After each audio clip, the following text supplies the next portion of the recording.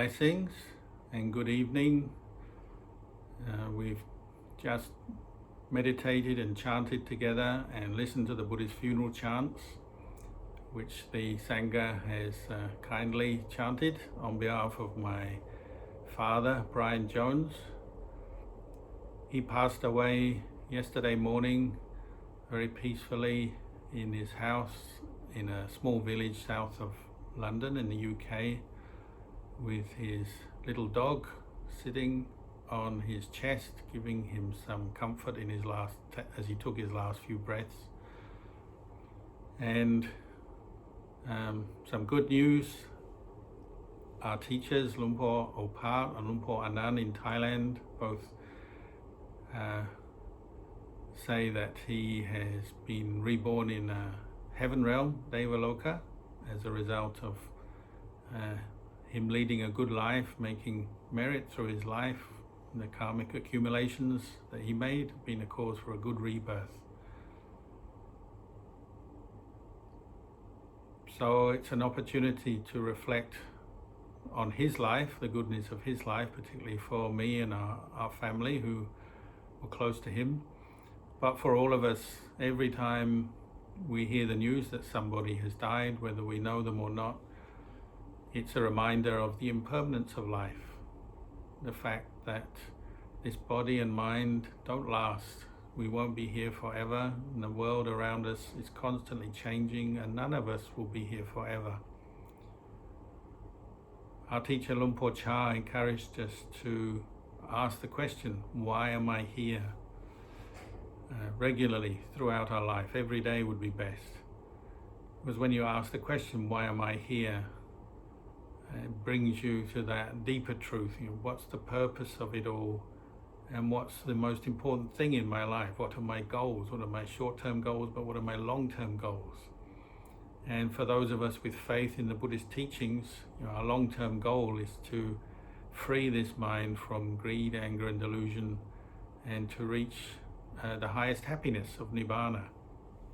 One of the ways they describe Nibbana is the deathless. And the Buddha pointed out that there is the state of the deathless, which is outside of birth and death, the normal birth and death of beings. All of us with a body, having been born in the world, we're going to have to get old, get sick, and one day we have to die. But Nibbana is outside of that. So the Buddha was encouraging us to reflect on the impermanence of life, to really become mindful of it and see it clearly, so that our mind won't get intoxicated and caught up with this body and with the pleasures and the attachments we have based on this body and the world. Because the world is an intoxicating place, and if we're not careful, if we don't contemplate, we don't establish mindfulness and contemplate the truth, then we keep getting intoxicated and we keep suffering with it because of our attachment. We keep having to suffer because the people we love pass away. We suffer when the things we have disappear or break or end. We suffer because we can't hold on to the pleasures that we get so attached to in this world. But when we contemplate impermanence, the mind starts to become peaceful because it's with the Dhamma, it's seeing the truth of the way things are. And this is what the Buddha encouraged us to practice every day, to contemplate impermanence so that we don't get lost and we don't create extra suffering for ourselves. Having born in the world, we all have to face challenges and struggles. That's part of existence, isn't it? As a human being, you have a body, you have to look after this body, you have to earn a living, you have to learn how to live in the world with other people and with conditions which are not always conducive or pleasant. So already we have these struggles and challenges, but then we tend to make things worse by not contemplating the truth. We forget that things are impermanent. So our mind is always looking for this happiness in things that can't give us happiness. We're always expecting, hoping for happiness where it can't be found, and so we suffer. So the Buddha encouraged us to practice impermanence and even to contemplate death every day. So we have certain chants we do where we chant, I'm subject to aging, sickness and death. This is normal, this is natural.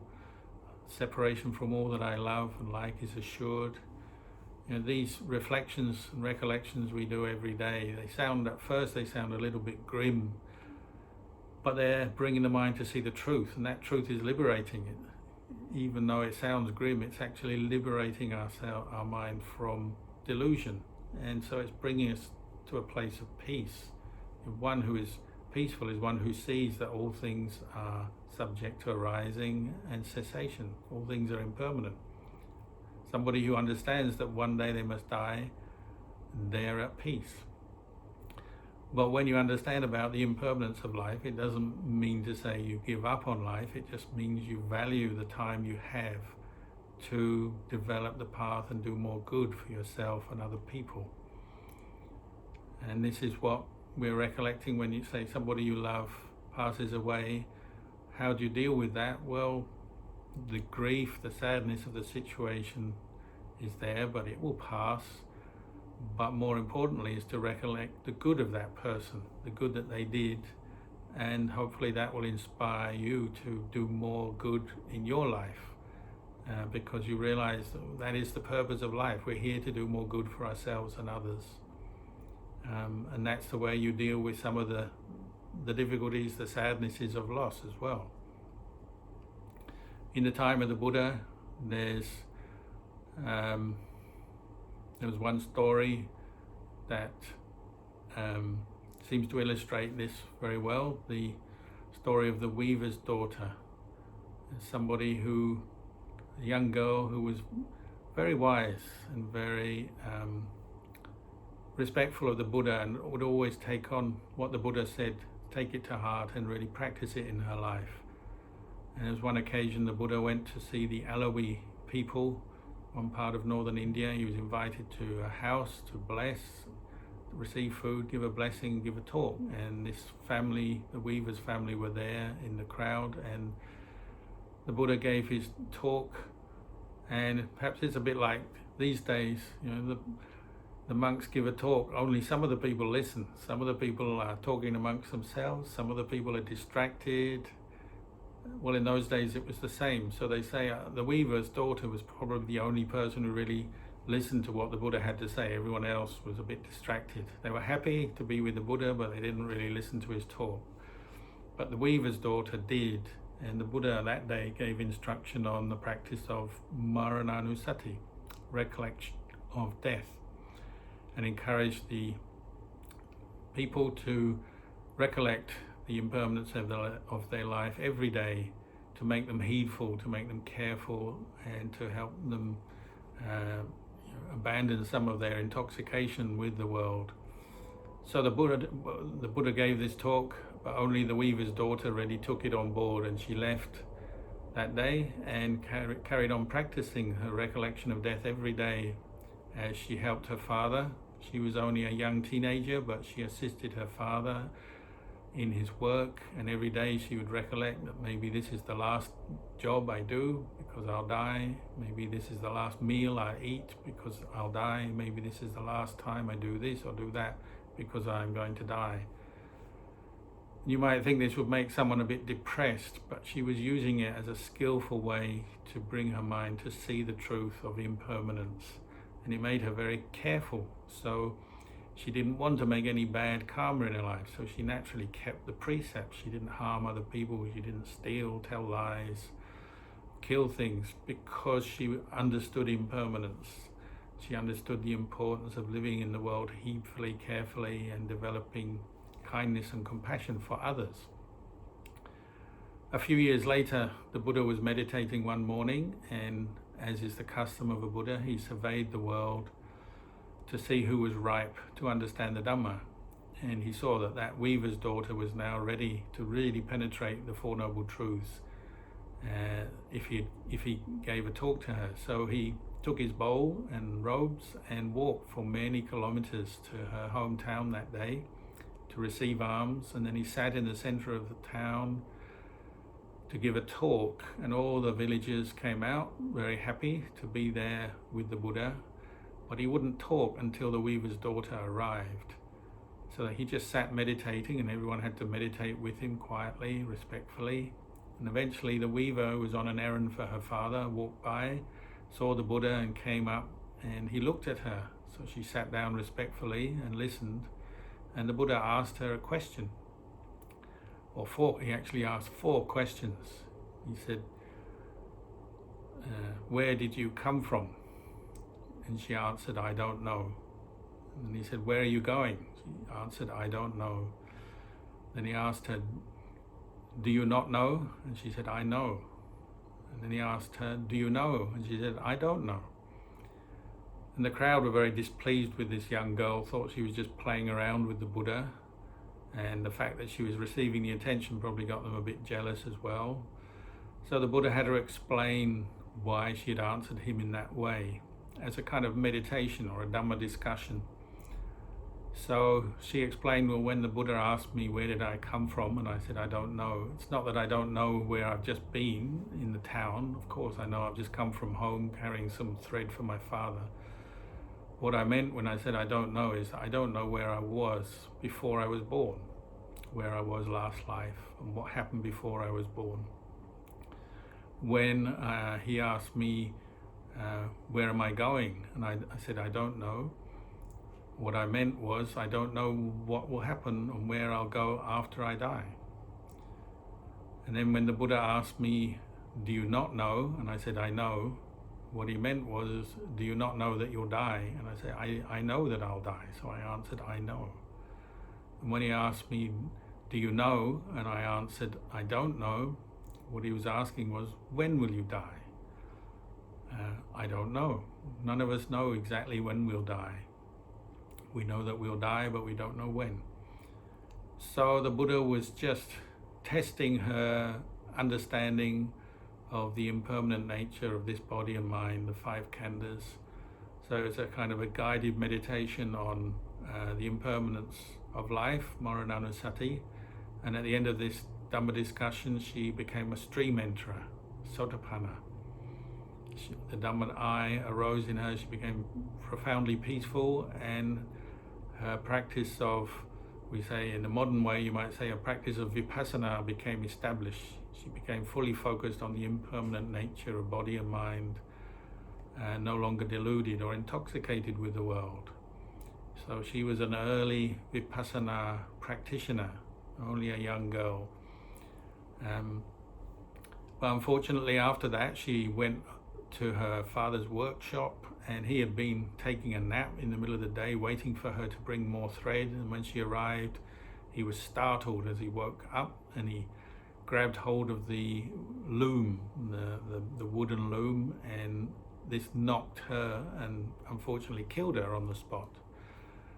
So everyone asked what happened to the girl, where was she reborn? And the Buddha said, well, she's reborn in the Dusita heaven because she is a Sotapanna, peaceful with a lot of merit.